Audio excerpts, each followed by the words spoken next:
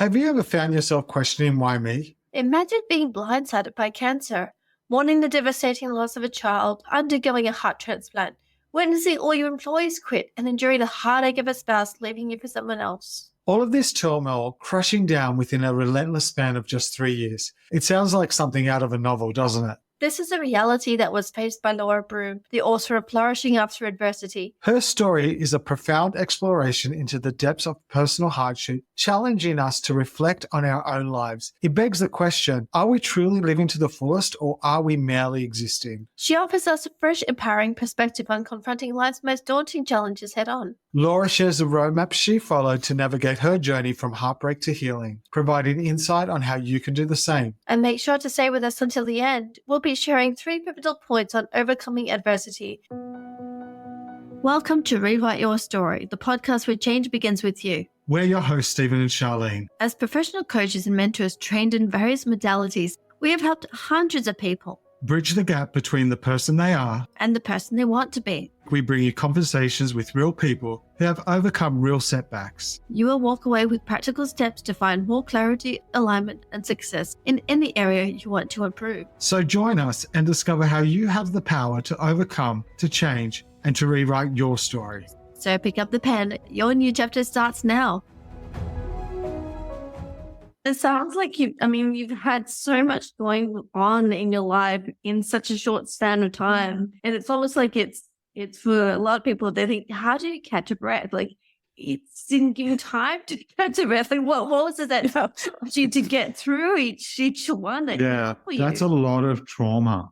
It is. I found strength that I had no idea I had inside me. Sometimes I just laugh at myself and go, gosh, how did I get through that? And it's just kind of like when you're in the moment, you just say, what is the most important thing I need to do? I just need to take care of this. And sometimes it was just living in the moment, just going day by day. There was a point right before I got breast cancer early on in our business. My twin sister was living with me. She actually had congestive heart failure, but it wasn't showing up in me at that time until the chemo kind of flipped the trigger. My husband at the time was in the Army Reserves. He was deployed to Africa for 3 weeks. And so it's like, okay, just hold the fort down until he gets back and we'll work on getting some new employees. I was down to 1 employee at each location, and 1 quit the first week, the second quit the second week. And for the 3rd week, I was our own employee working both of our locations. They were 60 miles. It was like an hour and a half. And my sister was in the hospital. And I was just working half day at one location, half day at the other location, coming home and stopping by the hospital to check her and then go home, get a couple of hours sleep and do it all over again. And I tell you, I had forgotten about that until I was telling my story and kind of writing my book. And I thought, if you told me I had to do that today, I'd say there's no way I could do that.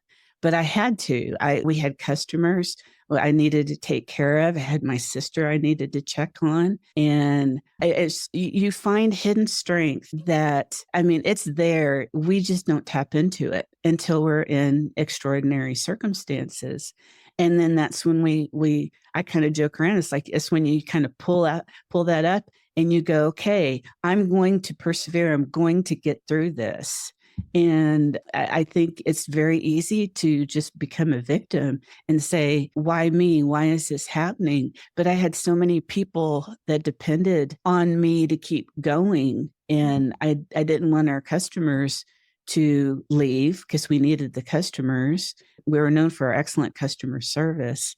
And, but I think that was a very tough 3 weeks, but I knew it was going to end. As soon as my husband got back, I knew he could help carry the load and we can go through the hiring process again and life goes on. So I think it's important to know that yes, change or difficult circumstances are going to come, but they're temporary. They might last 3 weeks, they might last several years, but one thing that is constant is change. Yeah. And you just have to know, you have to start changing your perspective to look for good things, just for the little things that, like I said, if you practice gratitude, you can find gratitude in anything.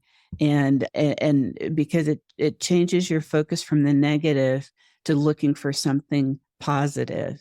And that's a game changer. That was a game changer for me. Did you say that's a big part of the resilience for you as well? Yes. Gratitude and radical acceptance. I did not know what that term was until I was going through my divorce. And like I said, because everything had shut down, I love learning. I love learning. If I could just be locked in a library, I'd be just happy. Throw me some peanut butter crackers, I'll be fine.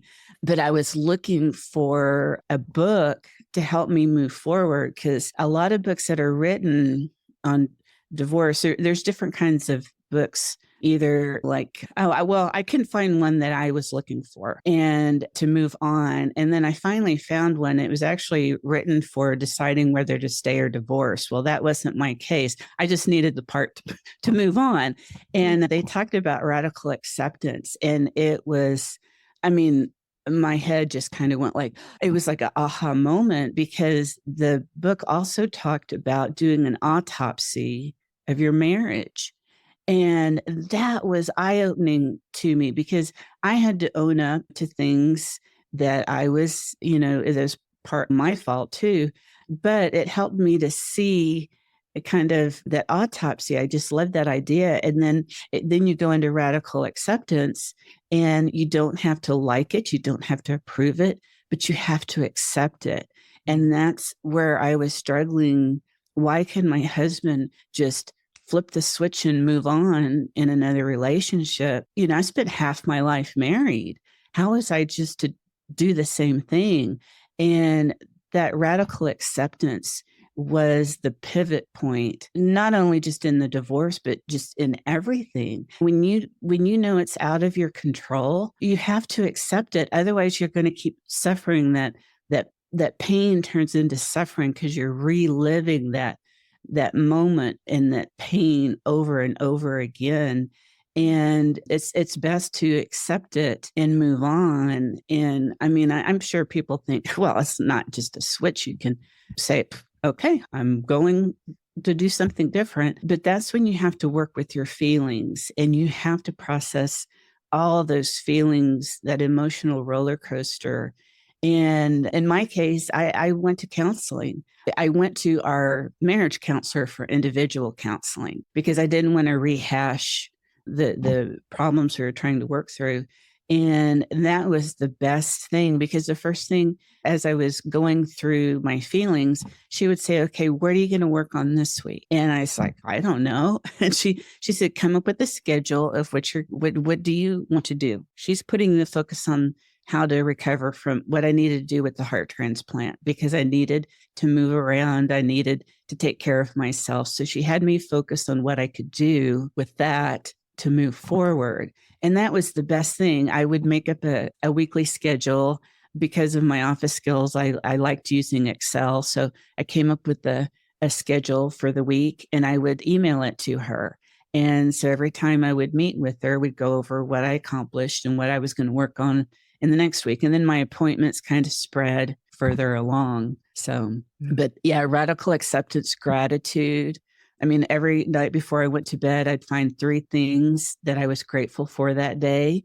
And sometimes it was a struggle, but then it's kind of like you do go through Maslow's hierarchy. I've got a place to sleep. I've got food, and I feel safe, and I'd be grateful for that. And every day I'd try to, and I would keep it on my phone so that I'd always have it with me when I'd start feeling down. And then I would just keep adding to it every day. I'd add one more. And then it just got to where I could, by just practicing those baby steps, every day I could find it without having to look for it. And I just started going, oh, wow, I'm so grateful that this happened. And it just became a habit. I just started seeing things everywhere to be grateful for. It's just a beautiful sunny day or just anything. And it really brings that joy back into your life. Laura, when we talk to people and when I've been coaching people, or probably Charlene, when you're counseling or coaching, there's so many areas in your story where you could have lost yourself as in your identity, because your son took his life and you were a mother. But not only are you a mother, you're an adopted mother. So there's the mother identity, there's the adoptive mother identity. Then you had a mastectomy, and that challenges your identity as a woman. Mm-hmm. And then you had a heart transplant. So now your identity is a donor recipient, and thinking about who was your donor and those type of thoughts. Like, I'm sure that plays a big part as well. And then your identity as a wife, your identity as a business owner. How did you come out of it, as in you didn't get stuck in your identity as those people, but you created a new identity for yourself? Yeah, that's a good question. I haven't been asked that before. I think it's because just over the years, I've played so many roles. It's just, I think it's just, I just kind of with the flow when it comes to the roles. Now, like you mentioned, the identity, the divorce was probably the most devastating to me out of everything, because I saw it as rejection.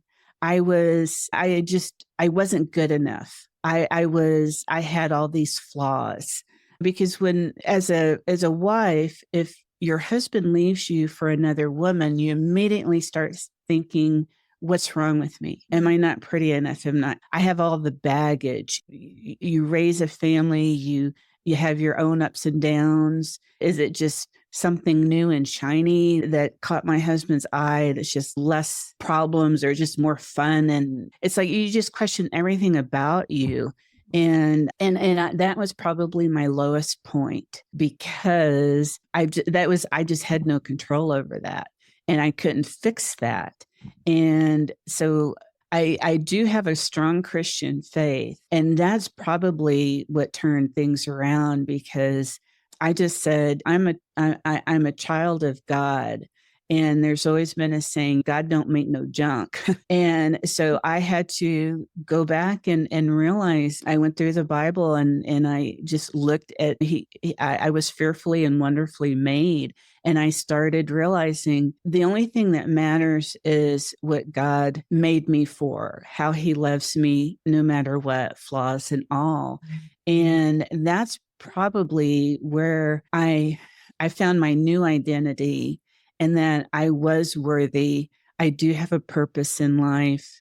I realized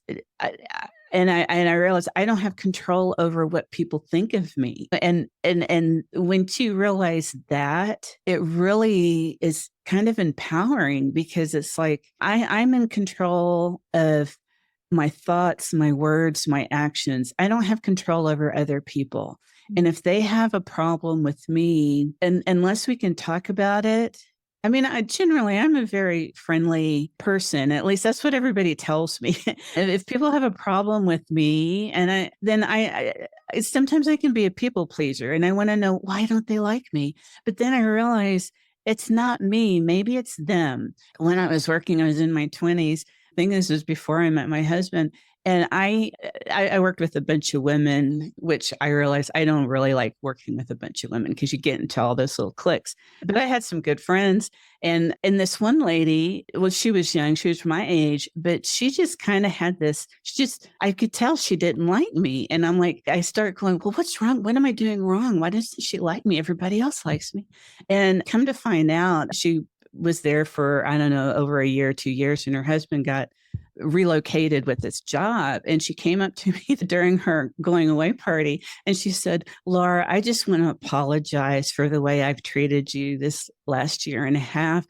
And she said, you remind me so much of my husband's ex-girlfriend. And I just could not like you because you look so much like her. And I hated her so much. And she said, I think we could have really been good friends. And I said, I'm sorry to hear that. But I realized it wasn't me. It was something that she was dealing with. So when you realize, I mean, and that, so truly that's empowering. When, you don't have control over anybody else. You don't have control over their thoughts, what they say, but you do have control over yourself.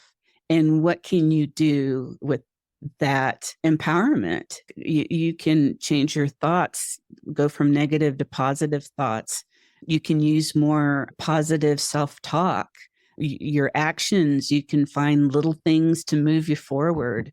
So it's a mindset. And I talk about a growth mindset. It's just getting rid of those limiting beliefs and realizing life's going to be hard. And as long as we can grow from it and find those little nuggets, those little positive nuggets, we can get through this. So, I mean, my identity now, I'd say, is that I'm a mom, I'm a twin, and I'm solopreneur.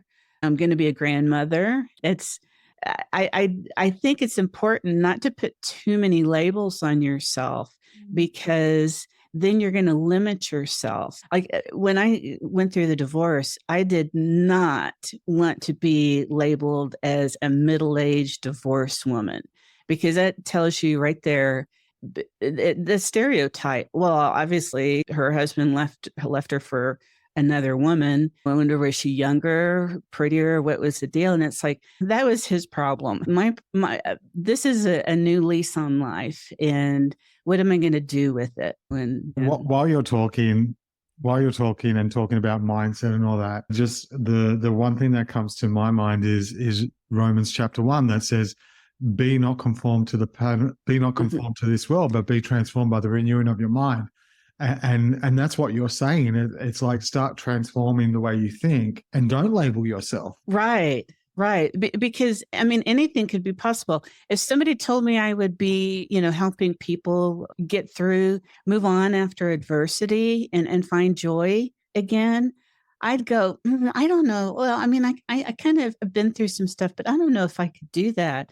But then going through what I did, it's like, oh my gosh, I did it. And I want to tell people, you can do it too. I'm not anybody special. I'm just an ordinary person who's been through extraordinary things, but I know how to get to the other side. And I want to share that. It's not a secret. There's tons of people out there that I take inspiration from, either from family and friends or in the community or even celebrities. Find somebody, because they're going to have an amazing story.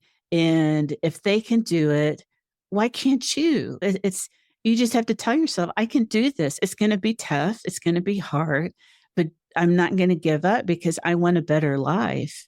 Why do you think some people bounce back after adversity and others don't? I find it's that choice of being a victim or a victor. It sounds simple, but to me, those are your two choices. Even if you try not to decide, it's still a decision. You're just kind of hung in limbo. You're not gonna. You're just kind of stuck. And you can be a victim. I do know people who have been through hard circumstances, and they choose to be the victim. Life isn't fair. I never catch a break. And when you see people who are going through similar circumstances or, again, difficult circumstances and say, I'm going to get through this, it's that mindset. It's that growth mindset. A fixed mindset says, I can't do this. Somebody's holding me back. I need somebody to save me. I need somebody to do this for me. A victor or survivor is going to say, this is tough, but I've got so much to live for. I need to get through this. And so it just comes down to a choice. You can't make people make choices. You can only make that choice for yourself. In your opinion, is resilience something someone is born with, or is it something we can develop over time? It's definitely something you can develop over time. I think some people, I've kind of gone back and forth with it. I mean, it's definitely something, it's like a muscle. You can build it, you can strengthen it. I think it just kind of, again, goes with your mindset. Some people say, well, how did you learn to be so resilient? I don't know if I learned it. I joke around and say, I'm just kind of fat, dumb, and happy. I know it's easier to go through life like that sometimes. But I mean, when I was 10, I had an adverse reaction to the anesthesia and muscle relaxant for an ear operation. And my temperature spiked over 107, and I went into a coma. And the doctors told my parents that if I came out of the coma, which was very unlikely, that I would have brain damage. And 24 hours later, I came out of the coma, and the doctors said I don't have brain damage. But it was a scary time for my parents. I can remember being in the coma, laying in my bed, and hearing them talk to me. And I came out of the anesthesia, and my muscles were real contracted. I had to work on strengthening my arms and legs out. But as a 10-year-old kid, I just wanted to go home and play with my friends. And I have a hole in my eardrum that's the size of a quarter that I've learned throughout life. If I go swimming, put my earplug in. If I take a shower, put my earplug in. And it's like life just kind of goes on. And my parents didn't treat me any different. They didn't want to put any limitations on me. But I think, kids can be very resilient. It's as adults, we go through those hard knocks of life. And so we pull back every time we go through a bad situation. And then when we go through a tragic situation, then we've lost all confidence. We're fearful. We don't know if we can get out of our comfort zone. I tell people 3 years ago, I was pushed outside my comfort zone. The door was closed, locked, and I couldn't get back in. So I had to learn to something new. I had to learn and look for new possibilities. I don't recommend that for anybody, but I would say just start doing something new. And if you drive to work or you're driving to a friend's house, find a new way to get there. I mean, there's so many things we do in life that we don't think about, which is finding a new way of doing something or getting somewhere. That's resilience. And so I just want people to understand it. You just have to be cognizant and know what resilience looks like, because you're probably already doing it. You just need to step out of your comfort zone. And we like to be in our comfort zone because it's comfortable. But then what happens when you're at a job that you don't like? And I mean, I can remember so many times I'd be at a job. It's like, I hate this job. But well, I could go look for another one, but that's scary. You gotta, it's hard. It just requires a lot of effort. I'll just stay here miserable in my comfort zone. So you just have to learn to be sick and tired of being sick and tired.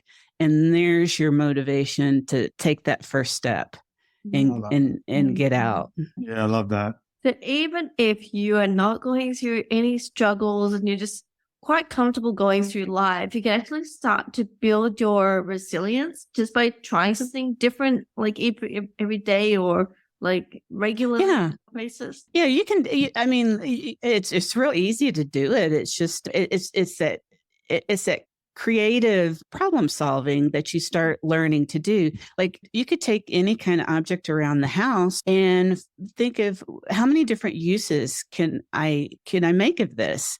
It would be like taking a word and seeing how many words can you make out of the letters in the word. It's just getting those, getting your mind to look at something in different ways. There used to be a show when I was growing up, I think they've done a remake of it called MacGyver, and he was this. It used to be a joke. He could do anything, fly a plane, fix anything with a paperclip and a rubber band. That was the joke. If he had those two things, he could save the world. And it's kind of that concept. What do I have that I can use in a new way to find a new opportunity? And that includes, I mean, just with your personal assets is also who's supportive people that you could ask for help when you need it. What are other resources available to you? There's YouTube videos, there's just internet, there's community resources. What resources do you have at your disposal that you can add into your personal assets to solve a problem, to change your life? Be creative, think outside the box. It's a wonderful world out there when you realize all the possibilities that can happen. We just keep ourselves in this little box doing our same thing every day. And I used to get so jealous of people who could just go out and try new things, take risks and all that. And I've learned what my Goldilocks zone is what I call it, because it's that fear and excitement. They're very similar. It just depends on the degree that you get it. And so I've learned to find my little Goldilocks zone where I know how much risk I'm willing to take, to enlarge my comfort zone. But I also know, like, public speaking is still hard for me. And that's when the excitement starts turning into fear. And I go, wait a minute, is it about you or your message? It's about my message. I want to tell people they can do this. And so that's what I think is important for people, to find their Goldilocks zone between fear and excitement. And that'll help them get out of their comfort zone. You've recently finished writing a book called Flourishing After Adversity. Do you want to speak into that book and tell us a little bit about what the book is about and what the reader can expect? Yes, thank you. In order to get my message out, I decided to write my framework into a book that I can get it into more people's hands. And it's the same 3-step framework that I used to, in the last 3 years that I think will help anybody handle any obstacles, large or small, and to move forward. And so I've got some of my stories in it. And I kind of start each chapter. I start with a little story about what I went through, and then resilience concepts, coping strategies, and resilience skills. And then I end with the rest of my story. And so there's some case studies I use of people that also, some famous people that have overcome their own hardship. And so it took me a while to write, because it was some of the stories I had to write about were kind of difficult, but I felt it was important to share because I've been through so many life-changing events in a short period of time. I'm hoping that somebody is going to resonate with those stories. So, and there's some humor in it. I do believe that when it's time to find the humor in life and in our hardships, I write about one story when I was going through the breast cancer. I knew I was going to have to lose my hair because I've seen other people go through it. But when it started happening, it was really hard. And so there was a movie called G.I. Jane with Demi Moore. I never saw it, but I would remember in the trailer, she would shave her hair, shave her hair off like the other soldiers. And I thought, if she could do it, I can do it. And so I did shave my head and got my wig. And it was in summer, and it was so hot here in Texas. It's really, really hot. And so I was joking around about I had like a synthetic wig, I think my first one. And I said, I'm really worried that the heat from my head is going to set my wig on fire. and so I would talk about taking my wig off and fanning my face because it was so hot. But you have to find the humor in situations when it's right. And so I talk about that too. But the I end the book on a high note, and I go through my 3 steps: conquering fear of change, discovering your superpowers to overcome obstacles, like I've talked about, and then thinking outside the box to find opportunities. And so I end the book with living a life without regrets and living your bucket list now. Don't wait till you're older, because life is to be lived, not to exist.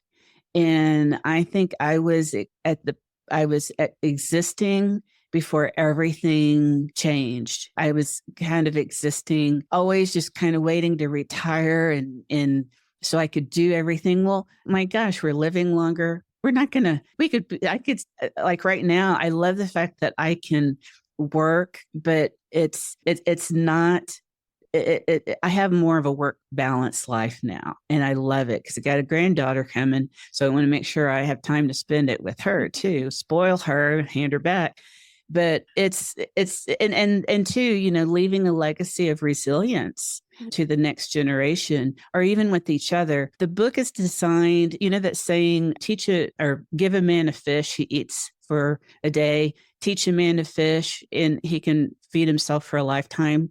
That's what I want my book and my framework to do. Is I want to teach people how to strengthen their resilience, and so that they can teach others their practical action steps in the book and in the framework.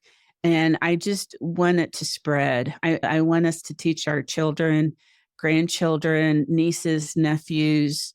I'm also a mentor with an organization that helps youth transition out of foster care into living on their own.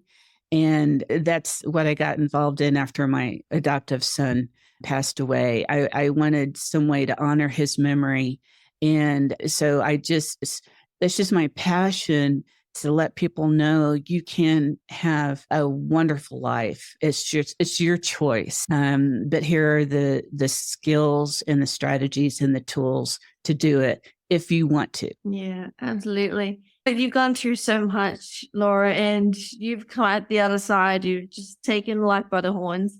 And what advice would you give to someone who wanted to start to rewrite their story? Do it. Start today.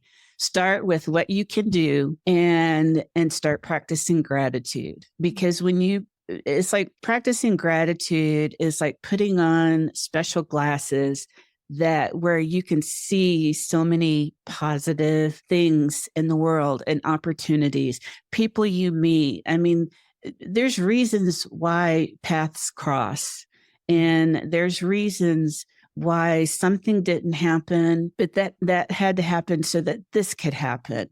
And it's just when you get up in the morning and go, what kind of wonderful things are going to happen today? They will happen. I can remember I used to, one morning I woke up, this is just in the crazy life of raising kids and working and all that stuff. And I remember going, oh gosh, it's just Wednesday. Oh, what fresh hell is going to happen today? And that's not living. That's existing. That's already telling yourself it's going to be a bad day. But when you wake up and you go and you just change that mindset, it can happen. And I just want to shout it from the rooftops. And if I can do it, anybody else can. Laura, what would you do? Like, if you could go back and rewrite your life story now, what would that look like? I wouldn't really want to change anything, because I am who I am today. But if I had to change something, I would tell my younger self, take those little chances. Just take those little risks and experience life. Beautiful. Thank you so much, Laura. Laura, it's been a great pleasure having you on our show. Thank you so much. And if you want to know more about Laura, and also to get a copy of her book, Flourishing After Adversity, make sure you get to her website, which is icopetohope.com. We'll also have all her notes in the show notes, and also a direct link to her website and to the book. So, Laura, again, thank you so much. Thank you so much. Thank you for allowing me to be here. It was a joy. I appreciate it very much. Like, what a journey we've had today. You know, it really reminds us of resilience, acceptance, and discovering our inner strength. It's a reminder of how resilient the human spirit is and the capacity to really overflow and flourish. Absolutely. Today's story isn't just about a narrative of overcoming, it's a blueprint for transformation. The first lesson we've taken to heart, right, is the undeniable power of resilience. It's clear that resilience isn't merely about weathering the storm, but it's actually about learning how to dance in the rain. So I think that was really well said. And it's that dance, that movement forward, which can bring us to the second lesson that we can take out of this, embracing change and the practice of radical acceptance. And I know we've spoken about radical acceptance before. It's about making peace with what is rather than what could have been, allowing us to pivot from the place of loss to one of possibility and one of being open to what is. Yeah, and that seamlessly leads us to a third lesson, which is the discovery and leveraging of our personal superpowers. Each of us holds a unique set of talents and strengths and capacities. So when that's harnessed, we can transform our lives and the lives of those around us. And as we reflect on these lessons, let's not forget the underlying message of today's interview, that no matter the adversity, each of us has the ability to rewrite our story. It may require us to dig deep, to face our fears, and to embrace change, but the outcome is a life lived on purpose, joy, and resilience is undoubtedly worth it. So, as we close today's episode, we invite you to ponder on these lessons. Really think about what you've heard and consider how you can apply the power of resilience, the acceptance of change, and the discovery of your superpowers to your life. Remember, it's never too late to start rewriting your story. Thank you for joining us on the Rewrite Your Story podcast. We hope you found this episode enlightening. For more information on the topics discussed, please visit our website at stephenandcharlene.com. Don't forget to subscribe to our podcast on your favorite platform, share it with your friends, and follow us on social media at Stephen and Charlene. Until next time, stay informed and inspired. This is Stephen and Charlene signing off from the Rewrite Your Story podcast. Thank you and stay blessed.